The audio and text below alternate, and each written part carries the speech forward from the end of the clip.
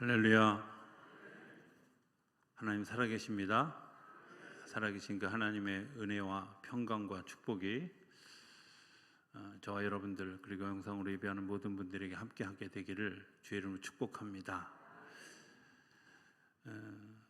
환경에 관한 것들을 좀 생각했으면 좋겠다 하는 것이 올해 유난히 이제 제가 기도하는 가운데 또 우리 교단적으로도 여러 가지 것들을 생각하게 하는 그런 시간들을 지내고 있습니다. 특별히 그 우크라이나와 러시아와 전쟁하는 일들, 또 북한에서 미사일을 쏘는 것과 더불어서 이제 핵실험을 하는 그런 일들 때문에 요즘 기도하는 일들이 많이 생기게 됩니다. 환경을 연구하는 사람들의 보고에 의하면 지구가 돌이킬 수 없는 환경에 악영향을 미치는 분기점을 1945년 7월 16일로 생각합니다. 왜냐하면 7월 16일에 미국에 있는 뉴멕시코주의 외진 사막 한가운데서 핵실험을 최초로 실시했고, 그리고 그 실험의 성공 이후에 1945년 8월 6일에 히로시마의 그 원자탄이 투여되어진 사건, 이 지구상에 여지까지 없던 어떤 화학 물질이 들어온 것 때문에 돌이킬 수 없는 환경에 다시 재생할 수 없는 그런 커다란 위기에 처하게 되어졌다라는 보고를 하고 있습니다. 이런 것들을 생각해 보면 전쟁을 하는 러시아와 우크라이나가, 러시아가 핵을 터뜨릴 수 있다라는 그런 그 선언을 두세 번 반복하는 일들, 또 지하에서 이루어지는 일들이라고는 하지만 여전히 핵실험의 가능성에 대해서 만지작거리고 있는 그런 그 북한의 일들은 인류 전체가 공멸로 가는 굉장히 위험한 선택인데, 그런 일들에 대해서 굉장히 불편한 마음을 가지게 되고 또 기도하게 됩니다. 특별히 올해 들어오면서 그런 일들을 겪으면서 남북이 평화 통일이 이루어지는 일들이 얼마나 중요할까 하는 것에 대한 다시 마음을 가지게 되는 그런 시간들을 보내고 있습니다. 저는 우리 성도님들이 환경을 위해서도 또 여러 가지 측면에서도 이 문제들을 위해서 기도해야 될 것이다 하는 생각을 하게 되지요. 환경이 파괴되어진다는 말은 또 다른 측면에서 보면 하나님이 이 세상을 서로 연결되어져서 상생하게 하는, 공생하게 하는 꽃밭을 만들어 주었는데, 우리가 알지 못하는 사이에 경쟁에서 이기는 사람만 승자가 되는 경기장을, 또 전쟁에서 수단과 방법을 가리지 않고 이겨서 획득하게 하는 전쟁터로 세상을 바꾸어 놓았다는 겁니다. 그래서 생명 있는 것들이 존중받는 세상이 아니라 생명 없는 것들이 존중받는 세상을 만들어 가고 있다는 거죠. 이런 거 아십니까? 물건이 오래되어져서 이제 낡게 되어졌을 때 사용되어지는 언어는 낡았다 이렇게 씁니다. 사람이 오래된 사람을 낡았다 이렇게 쓰십니까? 아니죠. 늙었다 이렇게 쓰지 낡았다고 쓰지 않습니다. 반면에 생명 없는 것들은 시간이 되어져서 이제 폐기되어질 때 버려집니다. 그래서 쓰레기가 되어져 가는 반면에 생명 있는 것은 그것을 잘 장사해서 땅에 맺습니다. 왜? 원래 땅으로부터 왔기 때문에, 흙으로 지어졌기 때문에 흙으로 돌아가는 거죠. 생명 있는 것과 없는 것의 차이는 이 세상에서는 그저 그럴듯하게 서로 같은 대접을 받는 것 같지만, 사실은 그것이 생명이 있는 것과 없는 것의 차이는 너무 확연하고 특별히 결말에 가서는 너무나 차이가 난다는 겁니다. 오늘 본문은 그런 의미에서 굉장히 중요한 의미를 가지고 있다고 생각이 되어집니다. 1절을 한번 볼까요? 1절에 보면 이렇게 쓰여져 있습니다.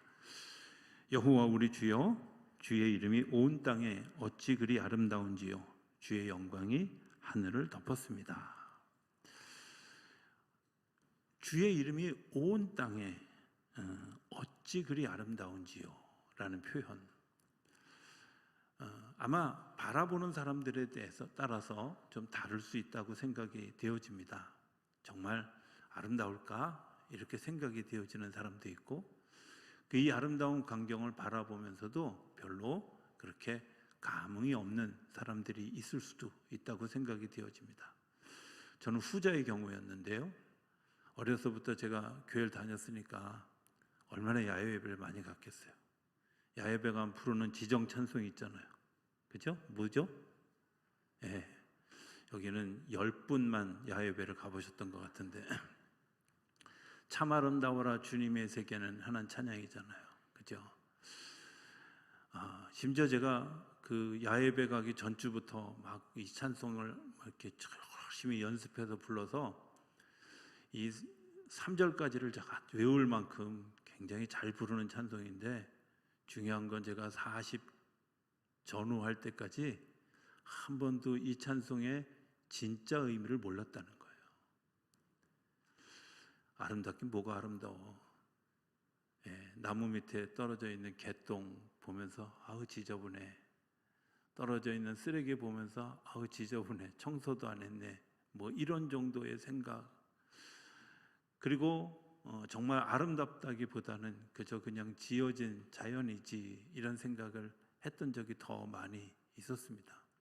그런데 정말 어느 날 제가 왜 그렇게 느껴졌는지, 아마 성령의 또 다른 감동이 있지 않았을까 이런 생각이 들었는데, 교인들과 더불어서 야외 예배를 가서 이 찬양을 이제 부르게 되어졌습니다. 찬양을 부르는데 문득 제 눈에 뭐가 들어왔냐면 나뭇잎이 이렇게 그 나뭇잎 사이에 이렇게 물방울로 딱 아름저어서 스톱되어져 있는 그런 물방울 하나를 보았어요. 너무 신비하더라고요. 저게 떨어지지도 않고 멈추어 섰는데 거기에 생명력이 있구나. 이제 그런 시선으로 열려지기 시작하면서 이 줄기 사이로, 나무잎 사이로 마치 물이 흐르는 것처럼 다 보여지더라고요. 그리고 거기서 그들이 이 꽃잎이 손을 막 들고 마치 하나님을 찬양하는 것 같은 그런 광경들이 막 눈에 보이기 시작했어요. 제가 눈이 4개라서 본 게 아니라요. 그렇게 보여지기 시작했어요. 근데 정말 놀라운 건 마치 그들이 우리와 더불어서 그 찬양, 참 아름다워라 주님의 세계는, 이렇게 부르는 것 같았어요. 우리와 같이 부르는 것. 교인 몇 명 안 되는 사람들이 부르는 그 찬송이 아니라 정말 이쪽에 있는 나무도 저쪽에 있는 나무도 다 같이 주님을 찬양하는 것. 근데 그때 오늘 본문의 말씀, 어찌 그리 아름다운지요, 어찌 그리 귀한지요, 하나님이 지으신 세계가 어찌 그리 아름다운지요. 그러면서 한편으로는 이 아름다운 세상을 제가 죽으면 버려질 쓰레기로 만들어버리는, 정말 사람도 사람처럼 취급하지 않는 쓰레기처럼 취급하는 세상을 만드는 어리석은 죄인이라는 사실을 마음속으로 경험하게 되더라고요. 하나님이 우리를 지으실 때 생명 있는 존재로 지으셨습니다. 우리가 흔히 이제 교회 다니면서 많이 듣는 말, 영성이라는 말입니다. 영성이라는 말은 초월적인 어떤 다른 얘기를 하는 게 아니라 우리의 삶의 실제에서 일어나는 일들이에요. 예수님은 영성을 설명하고 하나님의 나라를 설명하면서 우리가 잘 모르는 세상의 이야기를 끌어다 대지 않으셨어요. 우리가 다 아는 농사 짓는 이야기, 양치는 이야기, 바다에서 바람 부는 이야기, 그리고 일상에서 살아가는 사람들의 이야기를 이야기해 주셨어요. 영성은 멀리 떨어져 있는 초월적인 그것이 아니라 우리가 살아 숨을 쉬고 있는 그런 이야기들을 이야기하는 거예요. 그런데 오늘 우리 사회가 그 영성과 굉장히 멀리 떨어져 있는, 다시 얘기하면 기계적이고 그리고 물질적인 그런 삶을 살다 보니까 자꾸 그 이야기가 초월적인 이야기로 들려진 거죠. 지난 주간에 우리 목사님들과 더불어서 이제 한 3박 4일의 시간을 지내면서 목사님들하고 여러 이야기를 하는 가운데 이제 이런 이야기들을 했습니다. 저는 요즘 USB, 큰 USB 하나를 이렇게 제가 들고 다닌다고. 뭔지 아세요? 제 뇌를 대신할 USB 하나를 핸드폰에 들고 다녀요.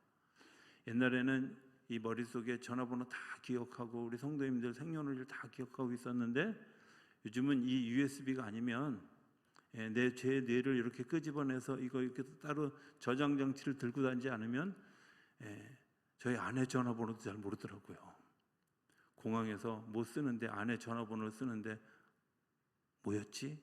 이러고 생각할 만큼 우리 그 저장 장치 들고 다니잖아요. 이미 우리가 탈인간화 되어졌죠. 그리고 기계화 되어졌어요. 그러다 보니까 하나님과 나와 거리가 너무 멀어진 거죠. 하나님과 나와 공감하는 그런 능력들이 사라지고 자꾸 기계적인 대화, 기계적인 이야기들로 우리의 삶을 채워가고 있습니다. 그러다 보니까 성인이 되어야만 뭘 할 수 있다고 생각하는 어리석음을 범하게 되죠. 그런데 하나님은 사람은 누구에게나 굉장한 능력을 주셨는데 민수기서에 보면 사람들의 숫자를 세 가지로 셉니다. 하나는 20세 이상의 남자들. 왜냐하면 전쟁을 하기 위한 숫자, 군인 숫자를 만든 거죠. 두 번째는 30세에서 55세까지의 인원을 셉니다. 이게 제사장들, 지도자들을 위한 숫자입니다. 세 번째 숫자는 할례를 받은 사람 이후의 모든 사람을 다 세요. 뭔지 아세요? 예배자들이에요. 오늘 성경 2절을 봅시다. 2절에 보면 이렇게 되어 있습니다. 자막을 좀 올려놔 주세요. 네, 주의 대적으로 말미암아 어린아이들과 젖먹이들의 입으로 권능을 세우시며 이는 원수들과 보복자들을 잠잠하게 하려 하심이니이다. 여기 뭐라고 써 있어요? 우리 앞쪽으로 한 칸 넘어볼래요? 네, 어린아이들과 젖먹이들의 입으로 대적자들을 권능을 세워서 원수들과 보복자들을 잠잠하게. 찬송의 능력이에요. 예배하는 능력이에요. 하나님이 우리에게 주신 능력이 있는데 입술에 권능의 능력을 주셔서 우리로 하여금 찬송하게 하시면 이 찬송할 때 사단의 역사들이 떠나가게 하시는 줄로 믿습니다. 우리가 찬송할 때 하나님의 역사가 우리 가운데 임하게 되어지는 줄로 믿습니다. 제가 우리 교회에서 이 얘기를 했는지 안 했는지 긴가민가한데 그래도 들으셨다면 그냥 우리 목사님이 기억력이 나빠서 한 번 더 써먹나 보다 이렇게 생각하시면 좋겠어요. 어느 교회에 여자 화장실에 귀신이 출몰을 했습니다. 아무도 여자분들이 안 들어가려고 하니까 씩씩한 여성교회장님이 내가 들어가지. 그리고 들어갔어요. 귀신이 진짜 나왔는데 이런 생각이 든 거예요. 내가 찬송하면 이 귀신이 떠나간대. 병건이 있어가지고. 근데 아무리 생각해도 찬송이 생각이 나지 않는 거예요. 한참을 고민하다가 겨우 생각난 찬송이 뭐였냐면 당신은 사랑받기 위해 태어난 사람. 이 귀신이 감동을 했어요. 뭐라 그러냐면 감사해요 깨닫지 못했었는데. 찬송은요 귀신도 감동하게 하는 거예요. 찬송은 귀신이 자기의 존재를 드러내게 하는 거예요. 찬송은 하나님의 능력이 임한 것 때문에 하나님의 역사가 일어나는 일을 만드는 도구인 줄로 믿습니다. 그래서 하나님 우리에게 주신 약속이 뭐예요? 젖먹이들도 어린아이들도 그들의 입술에 권능을 세우셔서 보복자들과 원수들을 대적할 힘을 주신다는 거죠. 찬송의 능력은 이런 거라고 생각합니다. 저는 이 예배를 예전에 예배학을 공부하면서 보통의 경우는 우리가 기도하고 그리고 응답 받으면 감사해서 찬양해야 되는데 예배는 이상하게 찬양부터 시작하는데 이 찬양도 하나님의 권능을 찬양하는 일부터 시작해요. 이게 뭔가 예배하기 좀 잘못된 게 아닌가 이런 생각을 했던 적이 있어요. 그런데 제가 인격적으로 주님을 경험하고 난 다음에 이런 이유구나 하는 거예요. 제가 요즘 그런 설명 드렸잖아요. 내가 인격적으로 주님을 만나면 어떤 일들이 일어나냐면 나 입장에서 하나님을 보는 게 아니라 하나님의 입장에서 하나님의 시선에서 나를 보게 된다고. 기도하고 응답 받아서 하는 찬송은 감사의 찬송이지만 우리가 미리 하나님의 영광을 찬양하는 것은 하나님이 응답하실 것을 이미 믿는 거예요.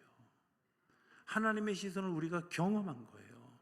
하나님이 하실 일을 우리가 아는 거예요. 그래서 하나님을 먼저 찬양해요. 제가 처음 주님을 경험했을 때, 하나님을 만났을 때 처음 만났던 그날은 그냥 울었어요. 제가 너무나 한심해 보이고 너무 초라하고 내가 이렇게 해서 목사는 둘째치고 인생을 과연 살아갈 수 있을까? 정말 믿음을 가진 자로 살아갈 수 있을까? 이런 것들이 너무 절망스러워서 그냥 제 방에 들어가서 그냥 울기 시작했어요. 울기 시작했는데 어떤 한순간 제 마음속에 주님이 저에게 말을 걸어와 주셔서 이렇게 말씀해 주세요. 특별히 오늘 5절의 말씀과 같은데요. 이렇게 얘기합니다. 5절에 보면 그를 하나님보다 조금 못하게 하시고 영화와 존귀로 관을 세우셨다고. 하나님이 나를 어떤 존재로? 하나님보다는 조금 못하게 하신 아주 그러나 특별한 존재로 영광과 존귀로 나를 씌우셨다는 사실을 밤새도록 설명해 주시는 거예요. 근데 그 하나님의 마음이 이해가 되어졌고 이해가 되어지고 난 다음에 한 새벽 3시쯤 제 입술에서 처음 찬양이 나왔습니다. 그 찬양이 뭐냐면 563장 찬양인데 예수 사랑하심은 옛날 찬송에는 거룩하신 말일세 이렇게 시작하는 찬송. 이 찬송을 막 부르는데 특별히 후렴구에 가면 이렇게 우리 한국말 성경에는 한국말 찬송에는 날 사랑하심 이렇게 되어 있는데요. 영어 찬송은 되게 흥미로워요. 이렇게 되어 있어요. Yes, Jesus loves me. Yes, Jesus loves me. Yes, Jesus loves me. The Bible tell me so. 이렇게. 그 찬양을 부르는데 제 마음속에 맞습니다. 주님이 나를 사랑하십니다. 맞습니다. 주님이 나를 사랑하십니다. 맞습니다. 주님이 나를 사랑하십니다. The Bible tell me so. 성경에 그렇게 써 있습니다. 옛날 성경에는 요즘은 이렇게 보면 뭐 금색, 은색 이런 거 있잖아요. 옛날 성경책 무슨 색깔이었죠? 빨간색. 예수님이 도장 찍어주셨다고 제가 느꼈어요. 그때 그날 봤던 찬송 제가 아직도 보관하고 있거든요. 왜냐하면 도장 찍은 거니까. The Bible tell me so. 주님이 말씀하셨어. 딴 사람이 얘기해 준 것이 아니라 딴 사람이 나한테 가르쳐 준 것이 아니라 주님이 나에게 말씀해 주셨어. 그런데 그 말씀의 능력이 어떻게 하냐? 내가 기도할 때 응답하실 것을 이미 믿기 때문에 이후에는 내가 주님을 위해서 주님을 향해서 기도할 때 먼저 주님이 하실 일을 찬양하는 거예요. 예배 전에 찬양하는 일이 저는 굉장히 중요하다고 생각해요. 제가 안타까워하는 건 주일 오후에 또 금요일 날 15분 전에 찬송을 다 시작할 때 예배 시간이 분명히 9시 15분, 1시 45분이라고 이야기를 했는데도 불구하고 내가 뭐 장로님들이 그랬다고 얘기하지 않겠습니다. 그냥 보면 꼭 50분쯤 55분쯤 들어오고 또 그때 보면 이번 주에 제가 금요 철회 예배를 설교 안 하는 바람에 저 뒤에 앉아서 보니까 예배 시간에 45분에 15분에 오신 분들은 3분의 1도 안 돼. 들을 게 있는 자는 들을 수 있게 되길 바랍니다. 찬송하는 것부터 시작하는 거예요. 왜? 찬송하는 것을 통해서 하나님이 이곳에 이미 임하신다는 믿음과 확신을 우리에게 주셨어요. 기도하면 응답하신다는 확신을 우리에게 이미 주신 거예요. 네, 주님이 확신하신 거 맞습니다. 약속하신 거 맞습니다. 역사하실 거 맞습니다. 확인하는 거예요. 얼마나 귀한 일인지 하나님을 찬양하는 일이잖아요. 그래서 젖먹이들도 그리고 이제 갓난 아이들도 기도 찬송할 때 그 능력이 우리 안에 임하시고, 그 찬송이 우리 안에 임했을 때 어떤 일들이 일어나냐면 내가 얼마나 소중한 존재인지를 알고 하나님께 기도하게 하는 거죠. 우리가 흔히 성령의 역사를 이야기하면서 막 대단한 역사를 아니요. 찬송하는 가운데 한 구절 나에게 다가오신 그게 내 마음을 흔드는 것, 성령의 감동이에요. 말씀을 듣는데 그 말씀 하나가 내 삶을 움직이는 굉장히 중요한 나사와 같은 역할을 하는 것, 여러분 그 성령의 감동이에요. 기도할 마음을 하나님이 나에게 주시네, 성령의 감동이에요. 찬송의 한 구절에 나를 울리기도 하네, 감동이에요. 저는 지금도 그 Yes, Jesus loves me 이 찬양 부를 때마다 자다가도 깨고요, 울다가도 웃고요, 막 정말 힘들어서 지쳐 넘어지다가도 다시 일어나는 놀라운 경험들을 하게 하죠. 하나님 우리를 찬송하게 하시는 것은 이런 능력이 있기 때문입니다. 우리를 기도하게 하는 것은 내가 소중한 존재라는 것을 알게 하시려고 하시는 겁니다. 내가 소중한 존재가 됐다는 사실을 알고 나면 6절 이후의 말씀들을 보면 이렇게 이야기합니다. 6절 이후의 말씀 한번 띄워봐 주시겠어요? 네, 오늘 첫날이라 우리 박자가 잘 안 맞는 걸 이해하시길 바랍니다. 네, 주의 손으로 만드신 것을 다스리게 하시고 사람들에게 만물을 그의 발 아래 두셨으니 7절 곧 모든 소와 양과 들짐승이며 7, 8절 공중의 새와 바다의 물고기와 바닷길에 다니는 것이니이다. 하나님이 우리를 그렇게 은혜를 베푸신 가장 중요한 이유는 우리로 하여금 다스리게 하시는데, 다스린다는 말 원어 성경에 보면 섬긴다라는 말과 같은 말입니다. 우리가 세상을 섬겨야 될 가장 커다란 이유는 하나님이 우리에게 그런 권능을 주셨고 우리를 그런 존재로 세워주셨고 우리에게 그런 지혜로 살아가게 할 능력을 이미 우리에게 주셨어요. 그런데 그것을 통해서 세상을 망가뜨리는 것이 아니라 세상을 살리게 하려고 우리로 하여금 세상을 섬기라는 거예요. 세상을 잘 섬기라는 거. 섬긴다는 게 뭘까?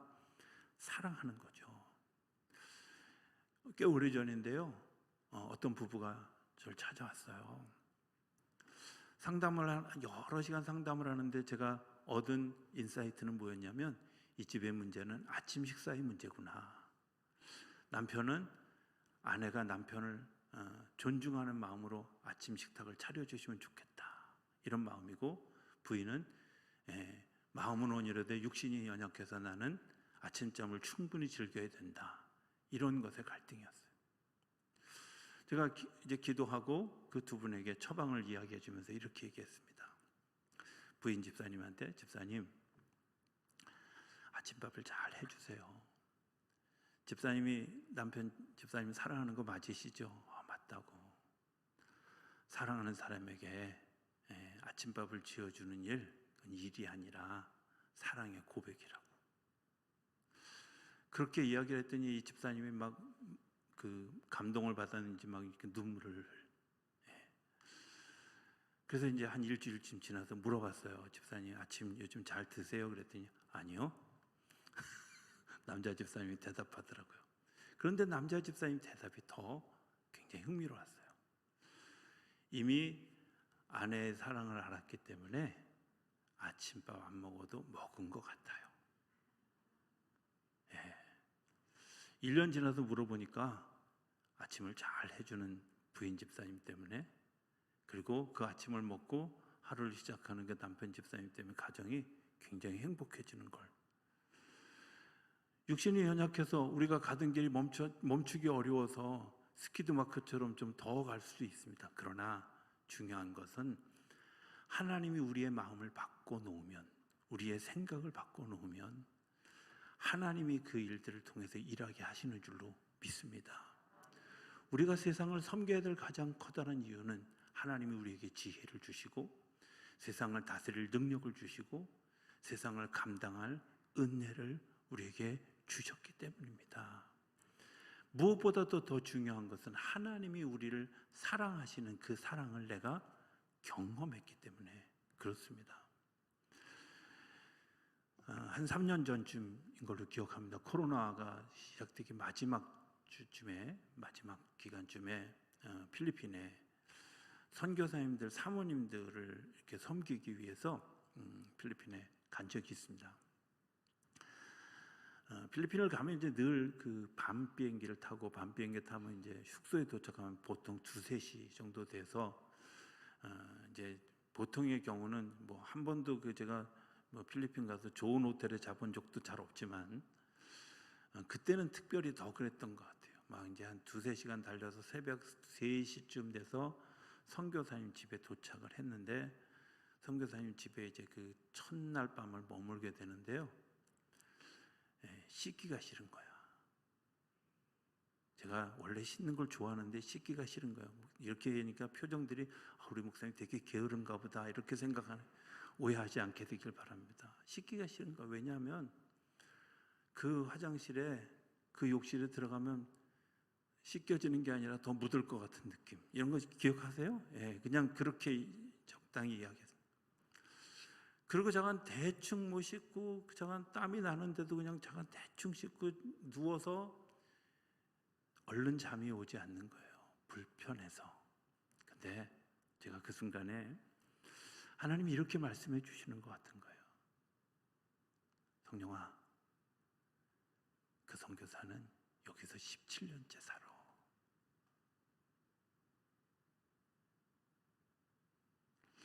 그 말이 굉장히 충격을 받았어요. 이 땅을 사랑해서 17년째 거기서 살아. 이 환경에서 살아. 제가 얼마나 교만해졌고, 얼마나 부자가 됐고, 얼마나 어리석어졌는지 그 말씀을 들으면서 이렇게 느껴왔어요. 그러면서 예수님을 생각하게 된 거예요.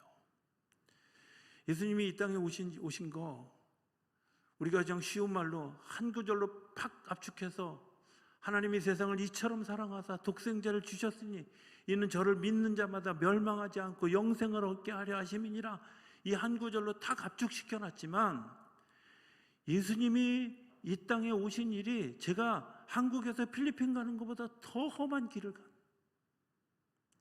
33년이나 하늘나라에 정말 그 호화롭고 아름다운, 여러분들 돌아가시면 꼭 가서 그곳을 볼 수 있게 되길 바랍니다.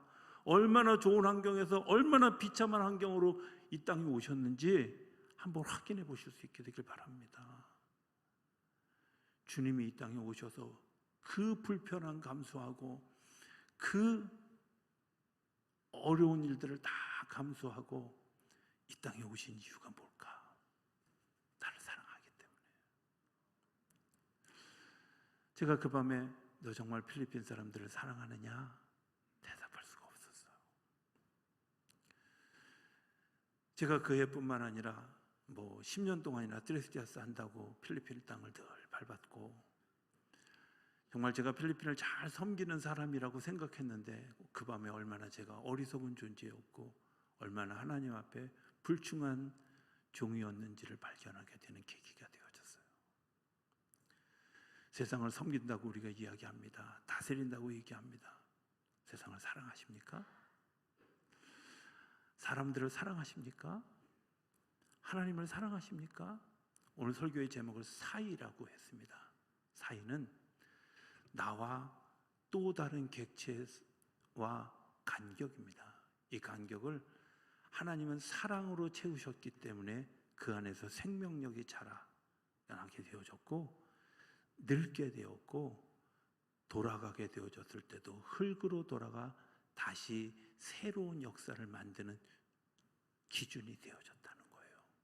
그런데 우리가 만드는 이 사이는 그 사이에 이물질이 끼고 화학물질이 끼고 죽음의 기운이 끼고 미움이라는 그런 화학물질이 끼어서 그 서로가 서로를 자라가지 못하게 하는 환경 가운데 서게 한다는 거예요.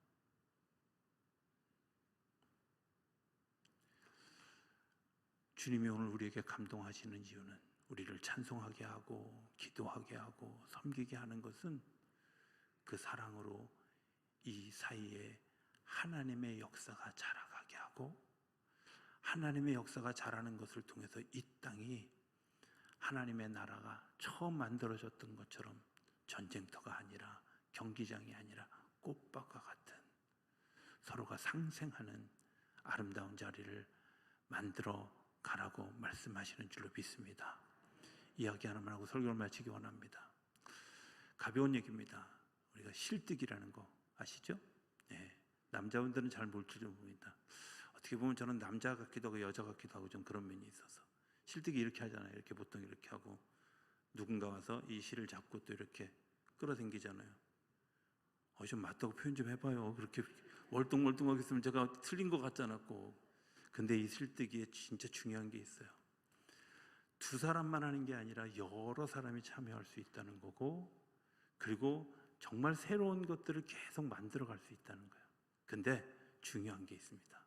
그건 참여하는 모든 사람이 서로가 서로를 믿고 의지해야 한다는 거예요. 하나님은 우리가 그 사이를 만들어주면서 그 안에 하나님과 나와 믿음, 나와 내 이웃과의 믿음, 나와 자연과의 믿음, 이 믿음을 통해서 하나님의 역사가 이루어지고 하나님의 창조의 역사가 오늘도 우리 가운데서 일어나게 하시는 줄로 믿습니다.